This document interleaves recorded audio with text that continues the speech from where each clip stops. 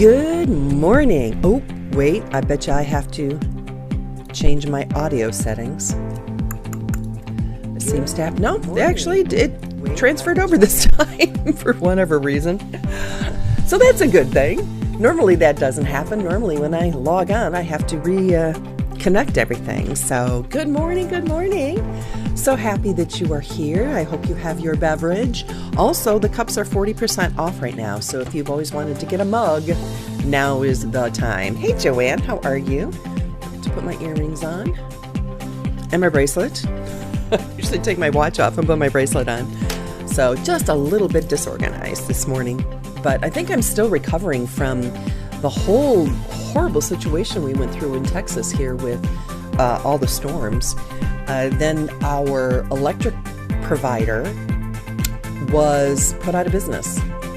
The state just went, nah, you're too small. And so I went from paying 8 cents a kilowatt hour to now I think 14 cents a kilowatt hour. So not happy about that. And then I was going to switch to another company, but I realized that there's a lot of the companies, the electrical companies, because of what happened here, very political. I'm not going to get into it all again. There's going to be a lot of smaller electric companies that are probably going to go out of business. And we get put with a provider of their choosing, which happens to be the largest provider in Texas, DXU, in my area. And they're very expensive. So I was going to switch, and then I thought, I might switch to another company that's going to go out of business after I pay them, like, I have to pay deposits. Do you remember getting electrical, your utilities hooked up? You pay deposits and then you have to go from there. So, yeah, that was not a happy week. And then I'm having problems with my texts getting through. Okay, there they go. Gotcha. Good. Finally went. And then I've got, because I really was out of work for 2 weeks, the 1 week with all the storms and then another week recovering, and we're still trying to recover. So I had to take 2 weeks of work of appointments and schedules and previous commitments and reschedule them, and a lot of them got dumped into this week. So I have just been brain dead. You're not physically tired, but you are tired because your brain is going constantly. And I had one day where I shot and recorded a lot of interviews for the podcast. And by 1 o'clock, I was just a rambling, mushy-brained mess. So thankfully, the last person I interviewed was a NASA trainer. She worked for NASA for, I think, 26 years. She was brilliant and a very experienced podcast guest, as well as running her own podcast of over 200 episodes. So she kind of took the reins. So that ended up being a good thing. But we've got a lot of exciting things coming up. We're going to be doing a spring capsule wardrobe challenge, either next week or the week after. I'm pushing for next week because it was really supposed to be next week, but I don't know if we'll have all the assets done in time because of the 2 weeks I had to take off. And of course, February being a short month, it's just a couple of days. Golly, those couple of days kind of add up, so that was a bit of a surprise. Did I not turn that off? I forgot to turn the background music off. So I've been talking over background music, or trying to talk over background music this entire time. And no one told me. Well, at least nobody on YouTube did. Let me go over to Facebook. Nope, nobody on Facebook told me either. So it was a challenge. We were training somebody new to do the back end. It really wasn't working out, so we let them go. And I tried to go by the adage, hire slow, fire fast, and I'm taking more time. I made a mistake with one hire, and it ended up costing me a lot of money. And so now I'm kind of going really slow, which means you kind of bring somebody on, you test them out for a little while, and if it's just not a good fit, I'm not going to keep them around. So consequently, we have people that we're bringing in and training and bringing in and training and bringing in and training and kind of working with them on a short-term basis just to see if they're a good fit for the organization. And, I have a couple of spectacular people right now, and you really realize how blessed you are when you have those type of people in your life that are so good at their job and so devoted and so kind and hardworking and considerate and a self-starter. Oh my gosh.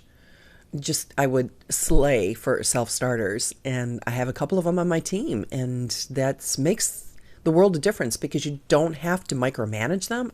I'm not a micromanager. I'm an adult. You're an adult. I hired you to do a job. Here's a job that you do. Contact me if you have any questions. And then I monitor back and forth. Hey, how's it going? You need me for anything? I've got a break here. Fill me in on where you're at. That type of thing. But I don't want to tell somebody repeatedly, okay, exactly like we've done the last 6 weeks. That's what you're going to do again this week. Once you know your job and what you're supposed to be doing, go do it.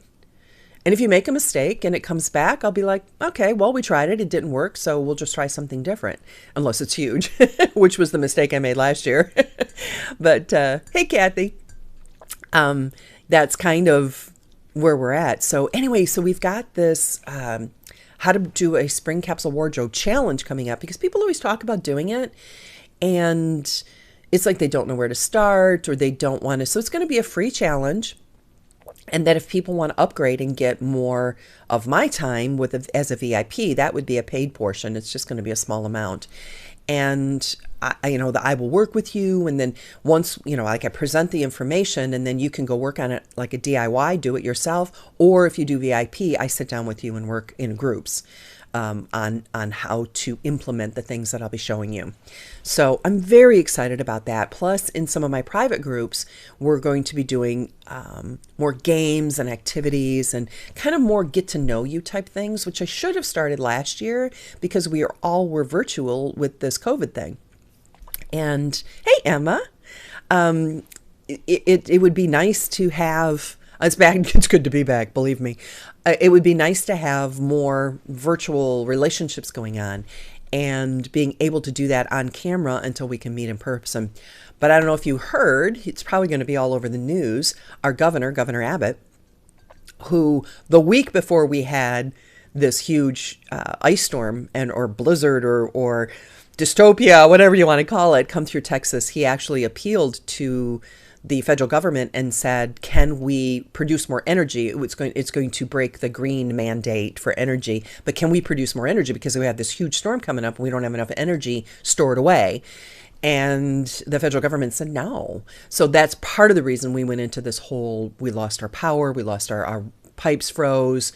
We had another incident yesterday where we were trying to burn. We live in the country, so we have burn piles. And we burn things as opposed to, because we don't recycle. In the country, they just don't recycle things.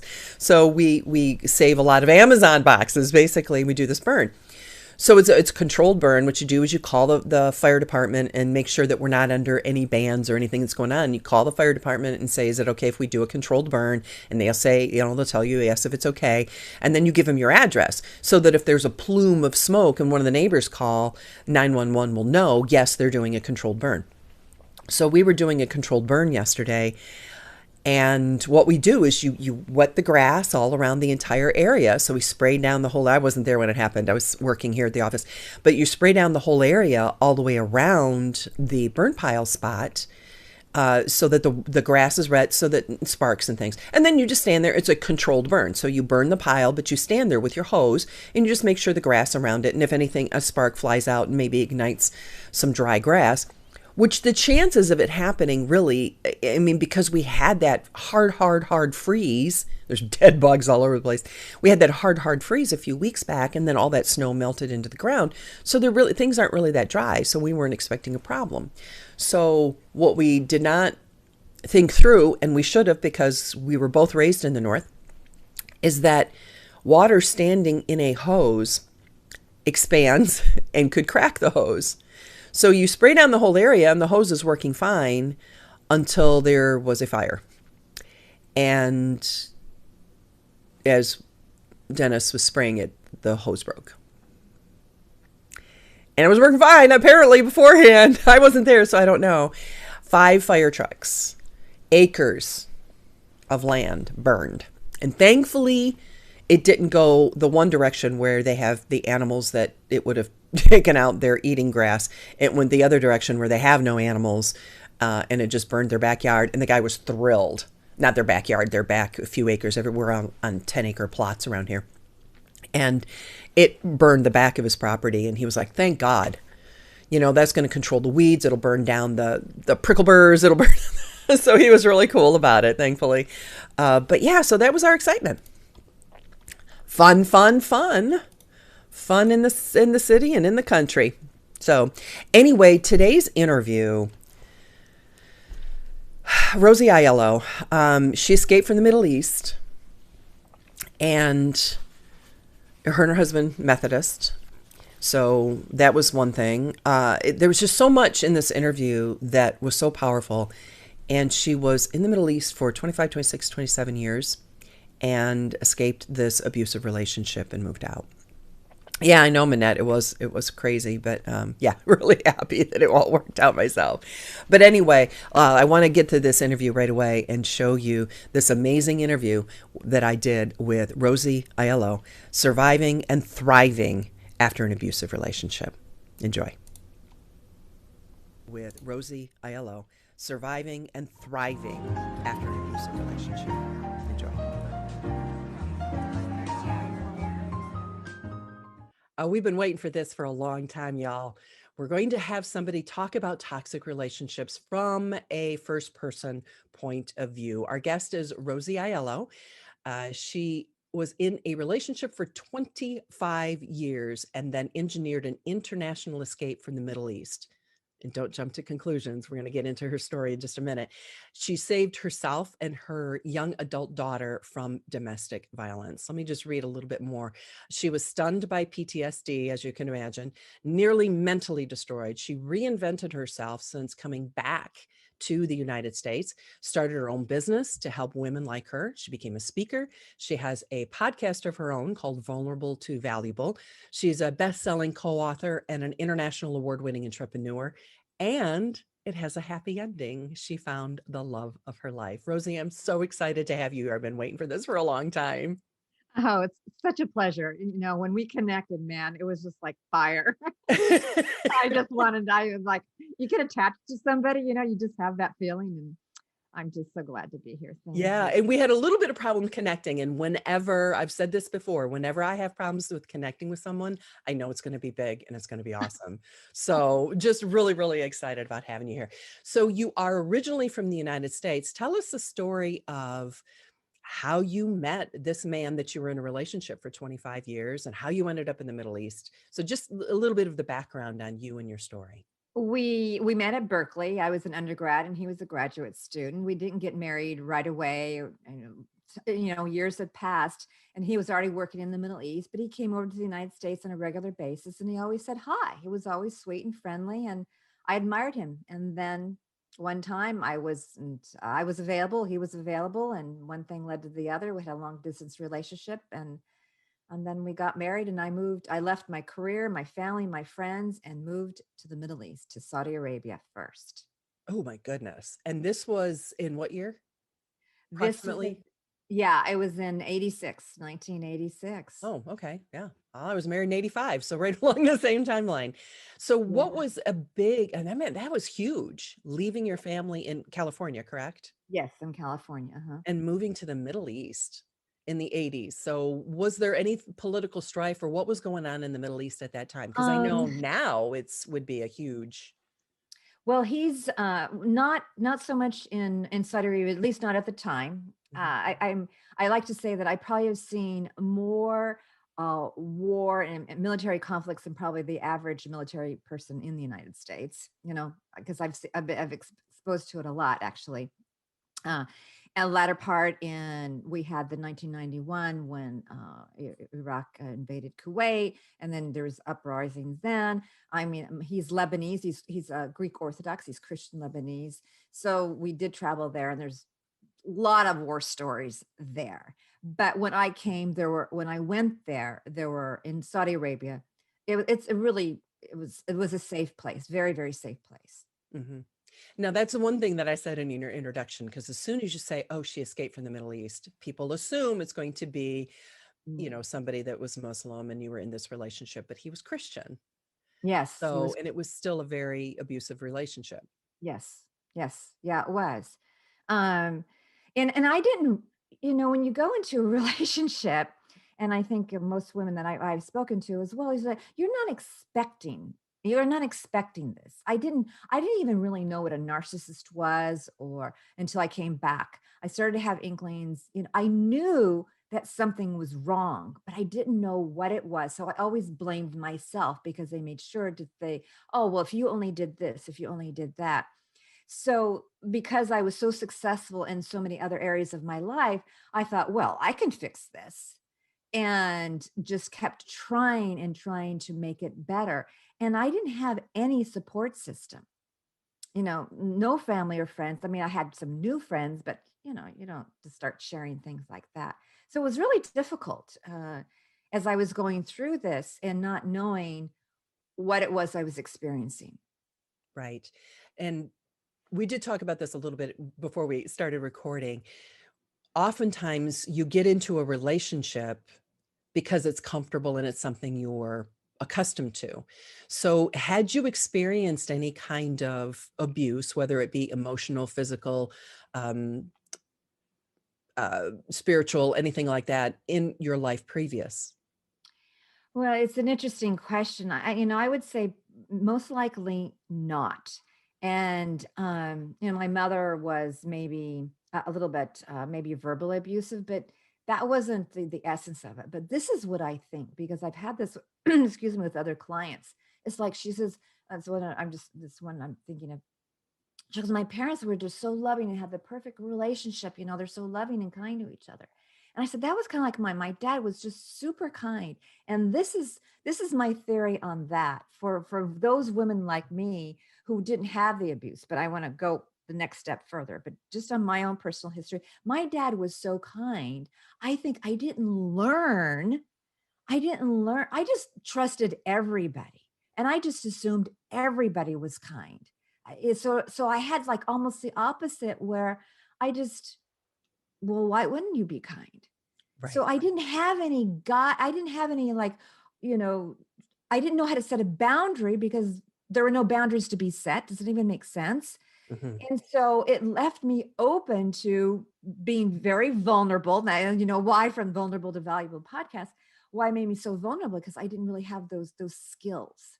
Hmm. Now, on the flip side of it, now that I've been through this, what I believe strongly too is that when women realize this and they're in this relationship, this is the time when we need to be the disruptors, because what's going to happen is the children are the ones who are going to be the most impacted. And this is the mission is really to help the generations to come. And children, or unless you have been had some therapy, or you've done some work on yourself or something, what happens that children will either become abused or abusers, unless something else and comes into their life where they can wake up and change, because that's what they know. And this is why this work is so important, is to stop, to disrupt that continuation of what it happens, because we're impacting generations to come. Right. Now, it's really interesting. Let me jump back to what you said, because you threw in a word that is kind of a big thing for me, is boundaries. Hmm. So, how does somebody set boundaries, especially if you've never done it before? Some people have never even heard. What do you mean boundaries? So, a little bit about what boundaries are and how do you set them for yourself or in a relationship, or and also we want to make clear too that when we talk about relationships, we're not just talking about marriage relationships or intimate relationships. We're talking about parents, work, church, school, all relationships in our Business lives. associates. Yeah, I mean, Right. I've talked to women all over the world, it's the same thing. Right. Well, first of all, I like to set up what I call the honor system. And so many women just think that they can, oh, well, I can't tell him how I feel. I'm gonna make things uncomfortable. I'm going to, um, you know, I can just put up with it. This kind of an attitude, right? And so when and then in your heart, you can feel it when you're feeling uncomfortable. You can feel it, right? So that's the first warning sign, is when you're feeling uncomfortable. What that means is that you're giving in to something that is not right for you.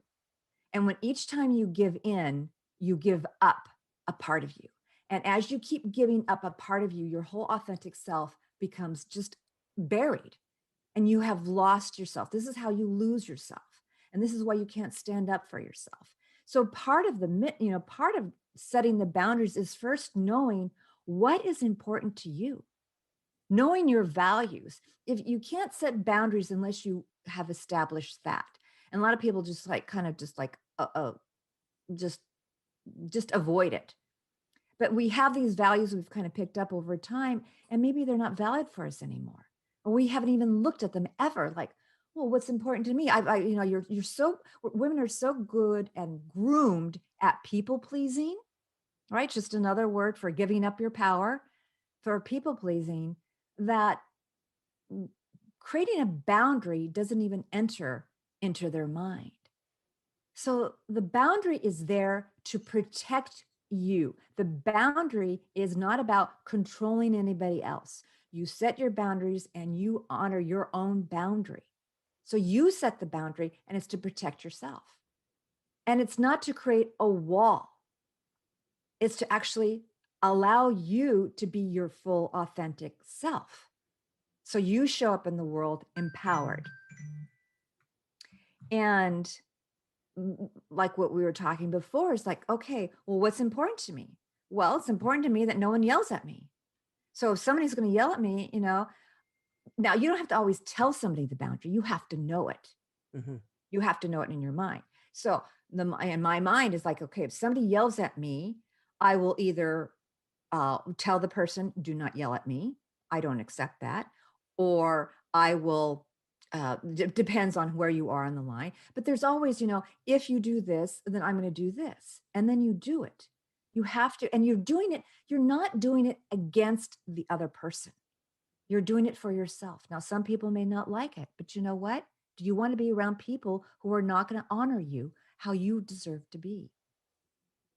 But first you have to establish what your values are, right? That's right. First Right. thing. And that's one of the things I work with the women on. They think they know their values, but they're almost always, at least the majority of their values are old and off, and they're not even aware of them. How often do you suggest people reassess or re-look at their own values or what's important to them?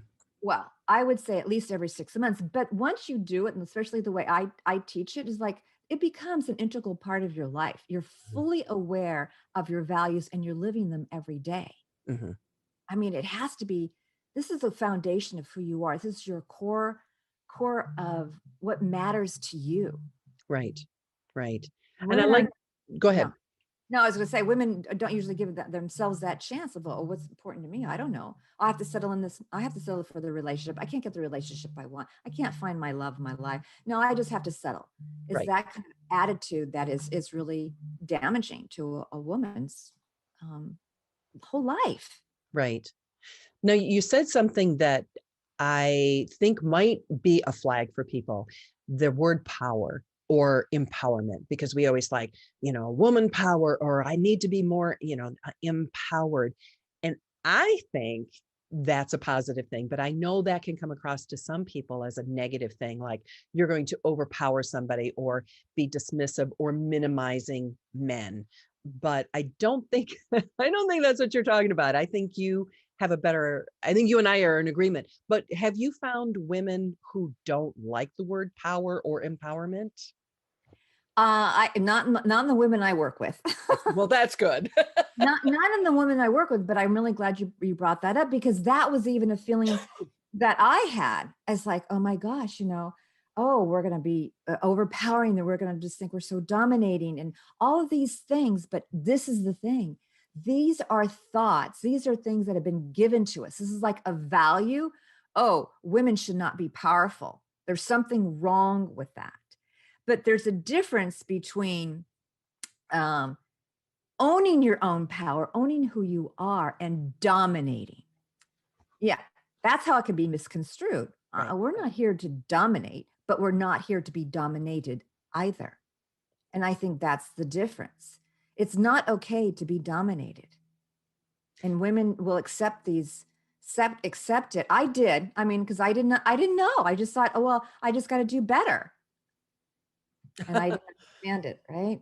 Right. So, if you don't mind me asking, in your relationship, was it physical? Was it emotional, spiritual? What kind of domineering?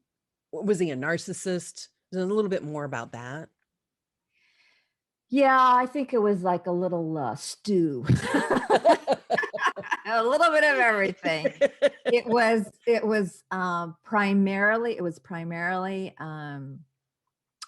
emotional, mental abuse, financial abuse. I have an MBA in finance, and if I could talk a whole segment on the financial abuse alone.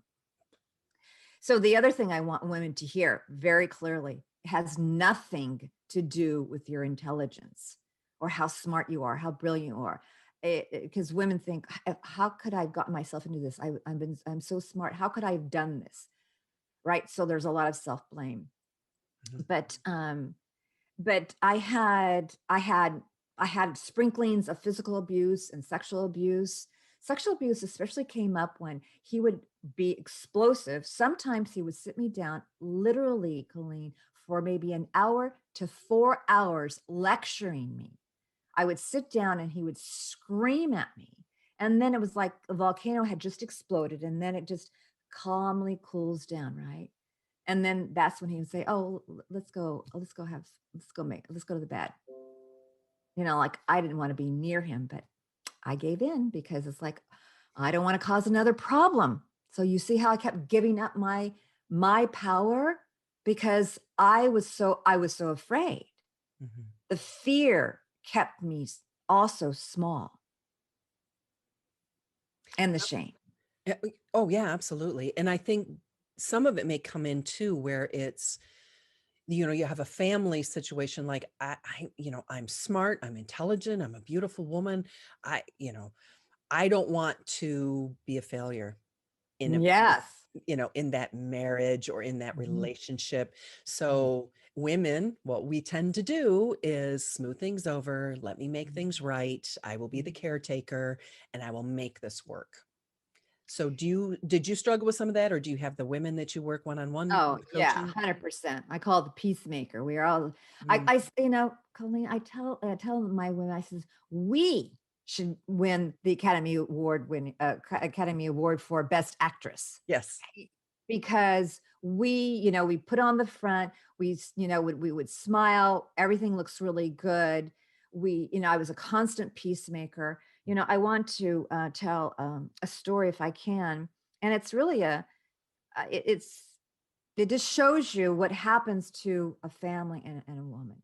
So we were on our way. Actually, it was to midnight mass. It wasn't midnight mass. It was Christmas Eve mass, but it was at 8 o'clock at night because of my daughter. She was young. And my husband had gotten really angry at me that day. I'm not going to go into the details of that. But on our way to church, it was about a 40-minute drive because we were going to a special place. From the moment we got into the car to the moment we arrived at the church, he was screaming at us. I mean, it was the day that I was ready to open the door and jump out of the car. I mean, I literally was that close. When we got to the church, I just told my daughter, just apologize to your father. I mean, and she really didn't, she was a teenager. And here I was, I just felt like I was prostituting my daughter, just make peace, right? Make peace. It's Christmas Eve. I just want peace, and the family. And so I'll never forget. He went into the pew first, and my daughter, then me. And she turned back to me. She goes, "Mama," I should go, so she apologized. She goes, "Mama, Papa forgives me." And I was just like, I was so upset because how dare him even think to forgive her? I mean, she didn't need to be forgiven. Do you know what I'm saying? She didn't do anything wrong. Right. Yeah. But that was the extent to what I was always trying to create peace, Mhm. even making my daughter create peace. And it pains me to this day and those happened a lot. It was always trying to create peace, not make him get angry so we could have some peace in the family. Mhm. Because you do this, these are survival techniques. So I want women to understand too that there's absolutely no judgment on anything that you've ever done, but everyone has a different way to survive, and we do the best we can. given what we know, which for me was very, very little. Hmm. Yeah, and it's not something I was raised, grew up doing or learning about. I didn't learn this from my parents, how to identify a narcissist, Right. how No. to defend yourself. No, we were just like white picket fence, get married, you make it work Yes. and have a beautiful family. And Yeah. that's why I love your mission, which you said earlier about making sure that this can be a generational thing and often is. And here you were with your daughter, like, now is she going to turn around and find a relationship? So how did that, oh gosh, I don't want to jump ahead. I was going to ask how it impacted your daughter. Well, we're talking about her now. Let's go ahead and do that. But I want to also know the turning point in the marriage that got you to, like, okay, enough is enough. I'm done and get out. So I want to talk about your daughter first, and then I want to go Okay. back to your story and Okay. get Well, like, how did you get out? it'll be a good segue. Good. Go. So, so it impacted my daughter very severely, and I think part of it too is that she's hypersensitive, and I don't mean that in a negative sense. I mean, she's got high sensitivities, and she came back with complex PTSD to which this day she's still suffering. And I am a strong believer that um, children, as much as we know it, but we don't know it, that they will always know what's going on. There's nothing, we can't hide from our children what is happening. And so she observed everything. She observed a lot. And a lot of times she told me, well, this is what she said later on, but she goes, sometimes, Mama, your love wasn't enough. It wasn't enough to offset the abuse from her father. And that's why I'm not breaking up a good family, Right. but women need to own what is happening. And if they are being abused, their children are being abused, even if they're not being directly abused by observation. And they will become abusers or abused if we don't break the cycle unless they get help in some shape or form, or they Right. wake up or they read something. Mm-hmm. And it'll be a generational thing. It'll go on and on and on and on. And we have to stop it at the source. And that's the only way. I'm pulling back tears right now because it's our roles as moms and raising our families and raising our children it's like goes back to the saying, the hand that rocks the cradle rules the world. And if we don't stop the cycle of abuse, who will? Yeah. Who will? That's right. And it takes a lot of courage. And again, anybody who's listening, there is absolutely no judgment. I know it took me a long time before I was able to get out. And you want to go into what was it? So I'm going to tell you because this is such a perfect segue. Um, it's funny, the emotions come up, even though it's been a little bit of a while. But my daughter, we were now in Beirut, Lebanon, where her father is from. We had moved there from Saudi Arabia, and we've been there for a few years. And she was now in college, and she was attending the American University of Beirut. But the first year she lived on campus. The second year, after the first year, he made her come back and live home. Now you have to put this in perspective. It's actually very common in the Middle East, everywhere in the Middle East, for children to live at home until they get married. So it's not like here, but it is. I want to kind of put that into a little bit of context, but nevertheless, and he was harassing her all the time. And so she came running home one day, ran up the stairs. I was in my office, and she said, Mom, you've got to take me away from my abusive father. And so within 4 months, I planned the escape of our lives. Wow. You're talking like she was in college, but out of the mouths of babes, Yes. How did you feel when she said that to you? Well, I was a little, I wasn't in this mindset at that moment, right? Right. That very moment. And my first reaction was, well, are you sure? I mean, you only have a couple years or a year. I can't, yeah, 1 year. You only have one more year to graduate. No, Mom, I can't. And then I think, yes, what? Stay one more year and imbibe poison, right? Get sicker. Right. I mean, we were both so suicidal. I mean, I told you about, I was ready to open that door that day. I mean, my hand was on the handle, ready to open that door. To jump But out. I thought of my daughter. Well, I can't leave my daughter with my husband. And later on, when we were in the United States, because she was born overseas. She told me, she goes, "Oh, I can't commit suicide. I can't leave mom with my father alone." So we both kind of saved each other, as sick as that sounds, Right. but that's how desperate you can be. So did you hide it from him? Did you like, okay, I'm going to get my own money, or because you're in the Middle East. I mean, Beirut, for heaven's sakes. How did you, and only 4 months, which kudos, girl, because that's quick. Because I know Yeah. people that it takes years for them to raise the money and keep it, this whole secret life they live trying to plan their escape from an abusive relationship. So to do it in 4 months, that's pretty impressive. So what Mhm. did you go through, and did you ever speak to him about it? Did you just disappear? Or, I mean, how do you get out of the Middle East? We're writing, my daughter and I are writing a memoir. I've written 40 pages on this, which will not go in the memoir, but there's a lot to it. So it's a big question. I don't know how long you want to stay here, I just girl. hit the bullet points. So, when I was working, I was working in corporate in Silicon Valley. I was working in strategic planning. So I think that helped a lot. But my brother was also instrumental because my brain was pretty much fried. Right. And so he was somebody my ex-husband was somebody who stayed home most of the time working. So no, escape 101 is you do not tell them, because especially in his case, he could literally have kept me there, right? I could have been, so I couldn't tell him. So for 4 months, I was packing up things from the house under his nose. We had a live-in maid. I had to hide it from a live-in maid. Don't even tell me how he did all this stuff. I think God was watching over me. Absolutely. The details are incredible. So I don't know if any of you have read Man's Search for Meaning by Viktor Frankl. Not that Absolutely. I'm not comparing my life to him. How did he escape? He escaped naked in in a truck full of dead, naked bodies. So he escaped in plain daylight. So we were planning a trip to the United States. So that day we left our house. We were in the taxi going to the airport.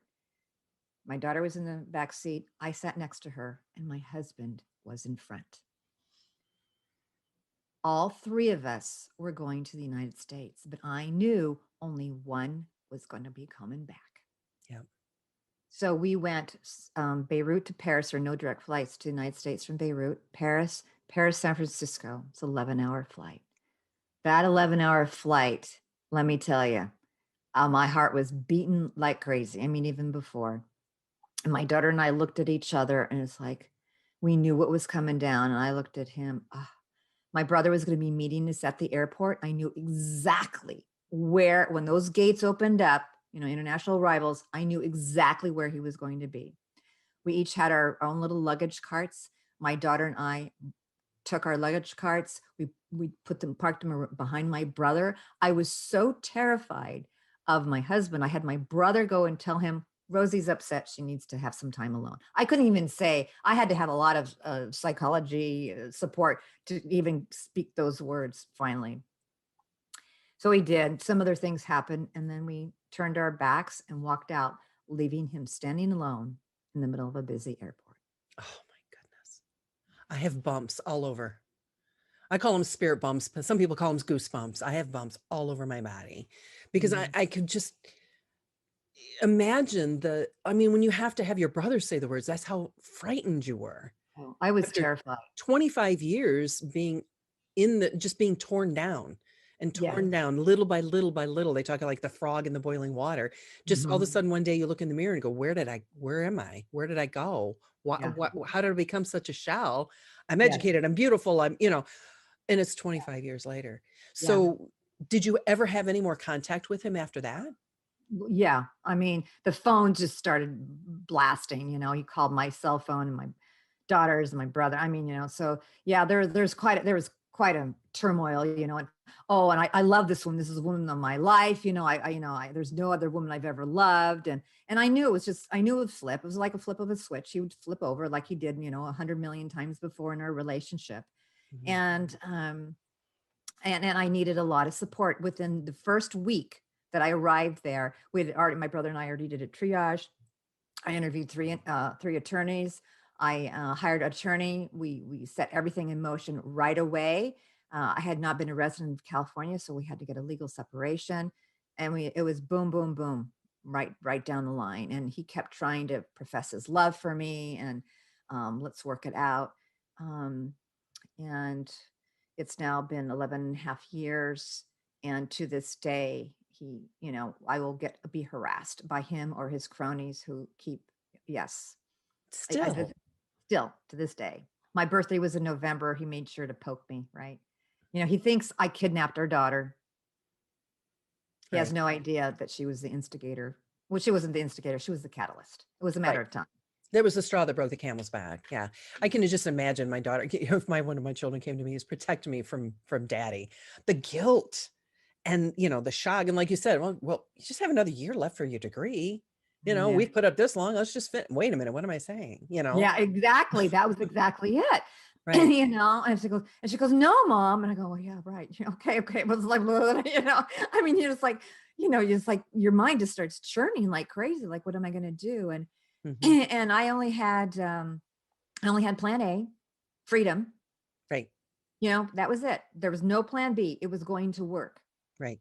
And It I had to just work. Right. it had to work. I knew, and I planned it, how we were going to leave him, and everything else kept changing, but I knew it had to be in a busy place because he doesn't like to be embarrassed.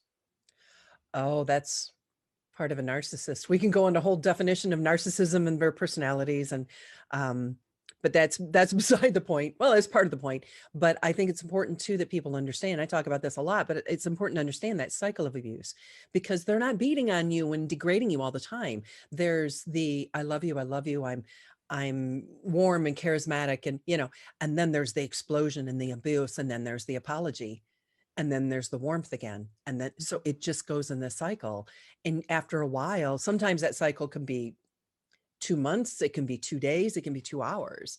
Yeah. But there's that cycle, and it doesn't get better, it always gets worse. Worse. Yeah. And that's what was my experience. I mean, at the very end, I was terrified. He had never been like, I mean, I've talked to a lot of people, but I thought he was going to kill me, and even after I arrived back in the United States, I thought he was going, because he had the money, that he was going to arrange you know, run me off the road, hire somebody to run me off the road. I really Right. believed it. I was so terrified of him. Understandably. So how did that impact your daughter now? Is she married now, or because this was No, back in 2009, but how yeah. has that impacted her and her relationships? Well, it has, because she had a hard time, not when she was there, but here, making friendships. I mean, she has now, but knowing who she was, she didn't have the chance to live her life. She never had the opportunity to be a teenager. That was taken from her. And for psychological development, they have to go through all the stages. You can't jump to adulthood. You have to go through the psychology of being an adolescent before you get there. Mhm. So, intellectually, again, she's very intelligent. She graduated with honors from the university here. But she has challenges that she's still coping with, and she's so bright. She's so giving. She has so many gifts uh, that blow my mind. But I also see her struggles. And of course, as a mother, it's extremely painful, Mhm. and it's painful that, she saw a mother who wasn't confident, who wasn't empowered, who didn't know herself. So that was the model she saw of me, which wasn't a good model. Women need to be aware of that, right? So she had a father who was abusive, and she had a mother who looked weak. Mhm. So she had a lot to deal with. Right. And so she never found the love of her life, the kind love of her Well, life that not was yet. I meant. mean, she's Right. still, she still has time, but Absolutely. Oh, plenty of time. I yeah, always say it's better to yeah, never get married than to marry the wrong person. yeah, I say that to yeah, my daughters and my sons, both. yeah, Like, it's yeah, better to never get married than to marry the wrong person. So there's yeah, always time to find somebody. And you have now found Yeah. a kind love of your life. How did Yes. that happen? Well, it was after doing a lot of work on myself. And I had made another major shift. And we were talking a little bit before we went on air that, the company is called the Love is Kind Network because I wanted to focus on what I wanted. And when I was dating before, I was saying, well, I want to make sure he doesn't control me and he doesn't abuse me and he doesn't do this. And I can't, and it was all this negative thing. And then I said, you know what, I'm going to look for somebody who is kind to me. I'm going to look for somebody who who is kind and thoughtful. And this guy on his profile had kindness as one of his primary values. Kindness was one of my primary values. And really, I think that's the basis for our relationship. So now, I mean, I experience peace, love, and joy every single day with this man, and kindness. And somebody who listens to me and who hears me. And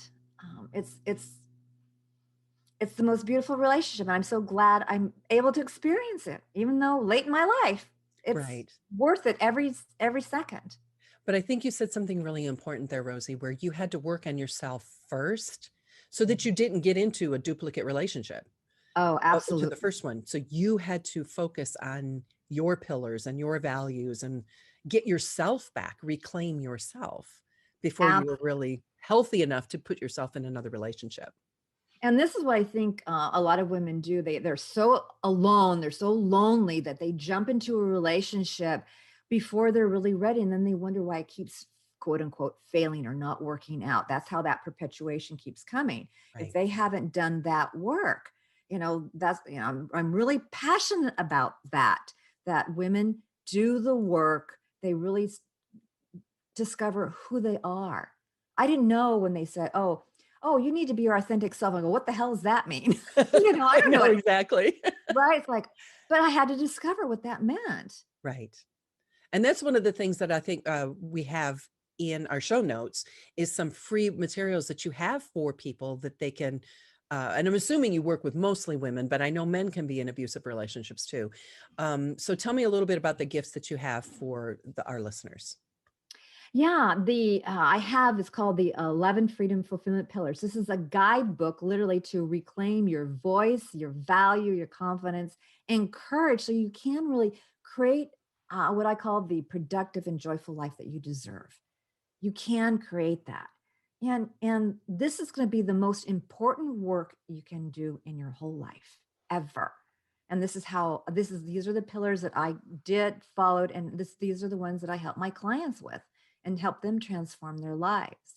And the other free thing, which is a really great starting point too, is to take what I call the Freedom Fulfillment Quiz. It's the freedomfulfillmentquiz.com. And in 4 minutes, you just get you see where you're at and where you want to be. It's like, oh, okay. Because only change begins when one, you're aware of it, and two, you decide that you want to change. You can be aware of it and decide not to change, and there's nothing anybody else can do to help you. Right. But if you say, I'm not satisfied with my life here, I want to have a kind love. I want to be able to set boundaries and not and honor myself and not feel like, I have to be people pleasing all the time. Yeah. And I think when I was reading through some of the materials earlier, and I thought, I know a lot of women as empty nesters who could use this information as well. And they're not in abusive relationships necessarily. They've just lost track of who they are. Who they are. Yes. This is so true. We identify ourselves with something, and then now we've lost that. It's like, Right. who are we? Who Right. are you? And it's not the end when the children leave, it's not the end of your life. Like Absolutely you were not. talking about the boogie board.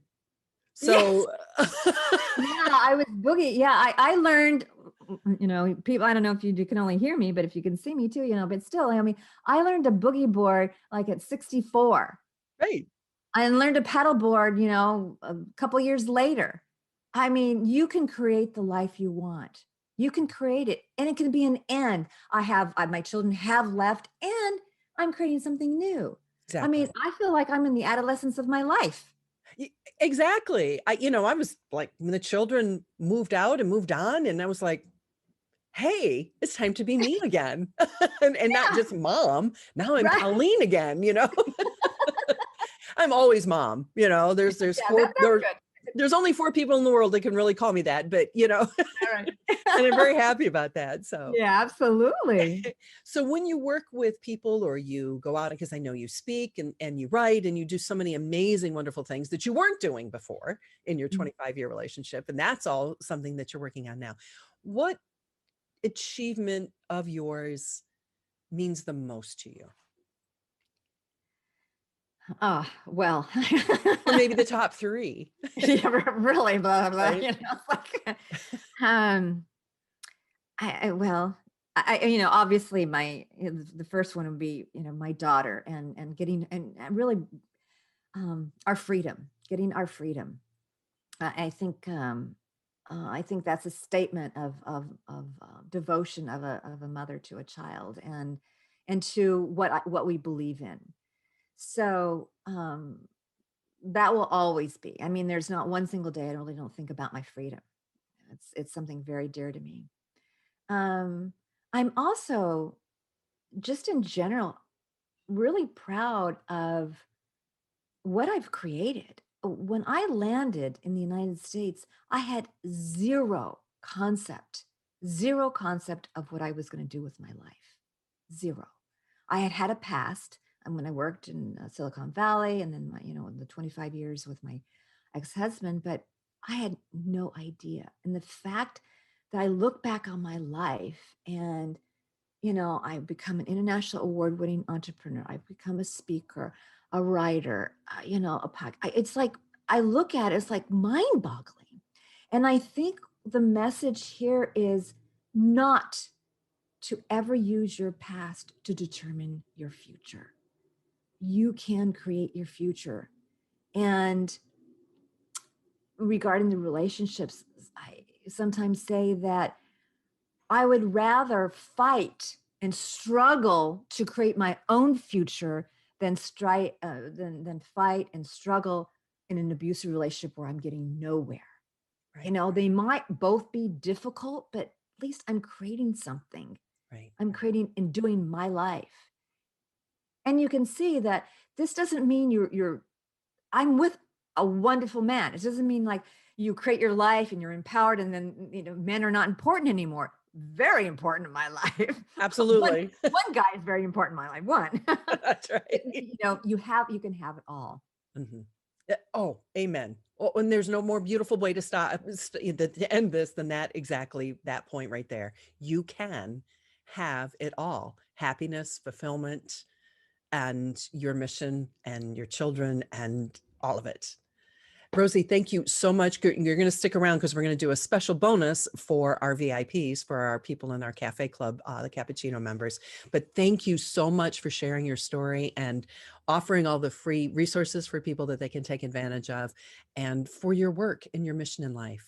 Thank you so much. Oh, thank you for giving me this opportunity, Colleen. You bet. And we'll take care. Make sure that you take a look at the show notes, get the free information, follow Rosie and her podcast and her information, and please share it, because there are so many women out there that are not hearing this, that need to hear this message so that they can protect themselves, their family, their children, and future generations. Thank you so much for joining us on this issue of Coffee with Colleen.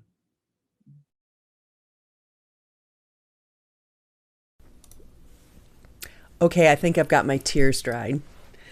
It was so hard to go through that interview because I kept choking back tears. So listening to it again, even though I've already edited it, I was crying again. So I got a tissue. I kept drying my eyes here because I just kept visualizing and picturing myself, when she talked about going to midnight mass and her and her daughter in the back seat, and she had her hand on the door to open it and throw herself into traffic. And the only reason she didn't was because of her daughter. And her daughter was having the same thoughts, not at the same time, of self-abuse, and didn't. because she was thinking about her mom. And like I said at the end, and like I said earlier, there are so many women that need to hear this, because they're in a situation that over years, like Rex was talking, he knows someone, over years, they have been broken down. And Rosie, she's got an MBA in finance, and she was being financially abused, sexually abused, physically abused, emotionally abused, you name it, spiritually abused. And just crazy. I'm so glad you guys enjoyed it. Joanne, Minette, Kathy. I just feel that somebody I have looked for I've been looking for somebody for a very long time that could talk about this from a first person point of view. And, we talked privately. So there was like a 42-minute interview. She did another 15 minutes for Cappuccino members. So as a Cappuccino member, that is available right now in your membership area. My bad, the email didn't go out. That's my fault. So the first one, the video is not available, but you've already seen the video. But you can get the podcast, and then for Cappuccino members, make sure you go in and get their, listen to her bonus material, because she did an extra 10 or 15 minutes, and then her and I continued to talk. Like, we did the pre-interview, we talked between the interviews, and we talked again after. And I had another interview after hers that I bumped. I moved it forward because her information, I think, is just so valuable, and the work that she's doing is just phenomenal. So I'm glad thank you, Emma. Yeah, because it's just, and it's long, and I didn't realize. For me, it was just like, and I want to have her on again because I want to dig down into the financial abuse. I want to dig down into other areas, because there are women that are in like toxic relationships and they don't really realize it. They don't realize that what's happening to them is not part of God's plan. And as a Catholic, and I do know that a lot of people that follow are Catholic, we have this, you never get divorced, but the church does allow divorce in certain situations. And the church and God, and however you want to state it, does not condone abuse and does not require anyone, male, female, children, whatever, to remain in an abusive situation. So, yeah. It is an incredible story. It is. And that's only the tip of the iceberg. She was telling me other things when we were off air that we were off air. So I didn't say, hey, can I share this in conversation? But I won't describe those things here. But check out our information, check out our website, and please, please, please share this interview. It is, like I said, probably one of the most powerful things that I think, for someone to realize that they're not alone. And like she said, I'm staying in a family. Wait a minute, this isn't a family. Why am I staying? This is not in a good relationship. This is not a good thing. And here's this beautiful, strong, intelligent woman who was terrified to walk out and say, I'm not putting up with this anymore, for 25 years. And it didn't help that she was in the Middle East. And that's why going in, I said, okay, Middle East, was your husband Muslim? No, he was Lebanese. He was this cultural? Maybe. Maybe not. It was abusive. It was toxic. He had a lot of narcissistic traits. And that's not exclusive to any culture, any religion, anything. It is straight across the board. This can happen to anyone in any country, in any religion, in a religion, out of a religion, doesn't matter. So I just think it's a powerful example and testament that should be shared far and wide. So I hope you will do that and share the podcast link, because sometimes it's just easier for people to listen to the podcast link, especially since it's a 43-minute interview. But share the resources too. Yeah, Minette said, even after going through it myself, I don't understand why we stay. They wear you down. And like I said, it's that cycle of abuse. I have helped a number of women get out of abusive situations, and they keep saying the same thing. Like, oh, well, he apologized and he's better now. So there's that abuse, then there's the apology, then there's the charm. And then there's the abuse, the apology, the charm. And in a normal situation in your life, somebody does that to you a couple of times, you're like, I'm out of here. But because we care about this person, there were qualities of this person that we fell in love with. And women are very willing, we're peacemakers. We want everybody to be happy. And then after a while, like, we just want peace. And that's what she said. He sat her down for 4 hours at a time, yelling at her and her daughter. And they're on their way to midnight mass and he's screaming at them. You know, I think it's because there are qualities that you identify in this person that you fell in love with, that you keep going back to that dream of who they could be, or that 30% of the time or whatever, or longer, that they do good things and they are that. And you're like, oh, okay, good. And then something happens and you forgive them and you make excuses for them. And then it becomes this embarrassment where you don't want. I was talking to this gal I know from her church who left an abusive relationship. And I didn't realize that's what she was in. There was something wrong there and I didn't know what it was. And I couldn't, there was something about her that I was like, but it was just 25 years ago. I'm a lot older now. I can identify those feelings and those emotions that were going on in my gut in response to how the vibes I was getting from her, type of thing. And she was saying that it was embarrassing. Here she was, another beautiful, intelligent, lovely woman. And it was like, I picked this guy. And she was just embarrassed. She didn't want people to know. She didn't want people to know what she was putting up with, what he was doing, and part of it was like, oh, I'm protecting his reputation. So there's so much that goes on in these relationships and in women's heads that just touches me so deeply, and I want so much to help. And the first person I knew that was in an abusive relationship was actually, her dad was abusive, her first marriage was abusive, and this was her second marriage. And she said, well, I have to make it work because I've already been divorced once.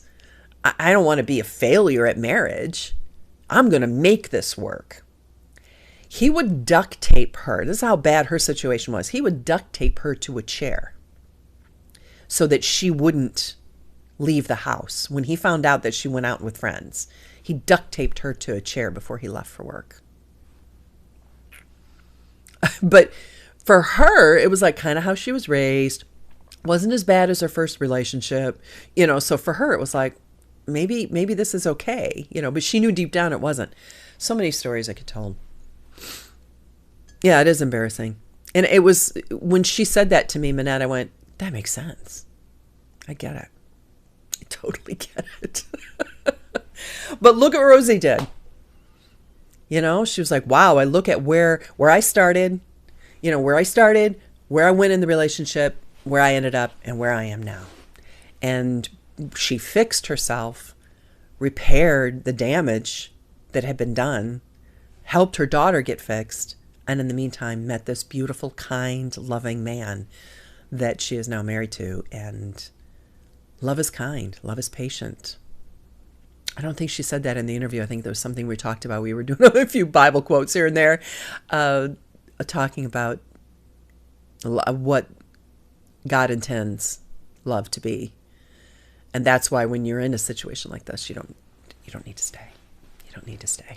So anyway, I want this shared far and wide. I really, really think Rosie's information is really good. And Cappuccinos, get into your membership and go listen to the extra bonus that Rosie did for you on healing. I think she was talking about healing and getting your thoughts in your head and getting straight on a lot of those things. So anyway, I've got another interview. I've been doing an interview later this morning.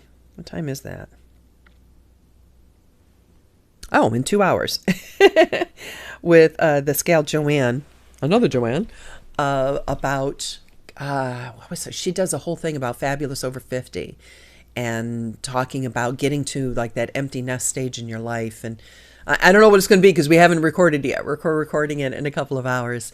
But next week, there's the gal that's in next week's podcast and Coffee with Colleen Live is Kelly Filardo. And she was burned over 75% of her body when she was 3 years old, I think. So she grew up with this burned face and just thought, well, marriage is not for me. I'll never have everything in life that everybody else has. And the surgeries that she went through and the pain and then the bullying. I mean, kids are mean. You know, you can be perfectly unscarred and have children that are mean to you. So she talks about that and how I'll put, as we get closer to the interview, I'll put up some of her, like, Goldcast. If you watch Goldcast here on Facebook or on Facebook, she was featured and she was named like the most inspirational woman of 2020. So she's pretty cool. She's pretty cool. Yeah, I never thought 50 would affect me so much. Yeah. It all exploded at the same time. Yeah. Yeah, it hit me. 50 didn't hit me. 52 kind of like, and then 58 hit me. 58 hit me hard. That was last year. Of course, I was going through a lot. Still am. So anyway, alrighty. I don't even know how many people are still here. Oh, there's a lot of people still here. So yeah, thanks for hanging. Thanks for hanging. Alrighty.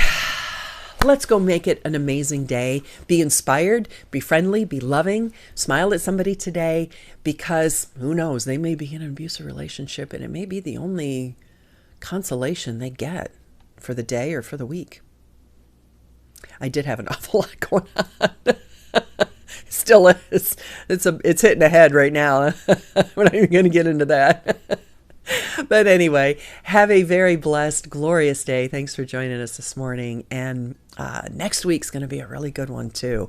I'm really looking forward to sharing that interview with Kelly Filardo. So if you're a Style Academy person, I will see you tonight. We are getting back to our live coachings. That starts tonight. In the private group, we've got a fun game that I'm going to hopefully get together. I'm working on it this morning and get that done so that we can have that in our private group. The Dressing with Dignity group. There's 5,000 women in there, and I thought we need to get to know each other. So we've got a fun game coming up this weekend that I will be sharing in there. Style Academy people, I've got something really important I want to talk to you about tonight about your ability to be making money, then and coaching and working with me. And then I think hopefully next week we'll be doing the Spring Capsule Wardrobe Refresh Challenge. It'll be a 3-day challenge. It's free unless you want to do a VIP level. I'll be talking about that later. I hope to do it next week. But my ADHD is like very optimistic, but I think it's going to be in 2 weeks. So a week from Monday that we'll get into that. So a lot of fun and exciting things coming up. So unfortunately, that snowstorm knocked us out for a couple of weeks. But we're picking up the pieces and getting back on track. So it should be good. Should be good. All right. Take care. God bless. And we'll see you soon. Bye. Back on track. So it should be good. It should be good.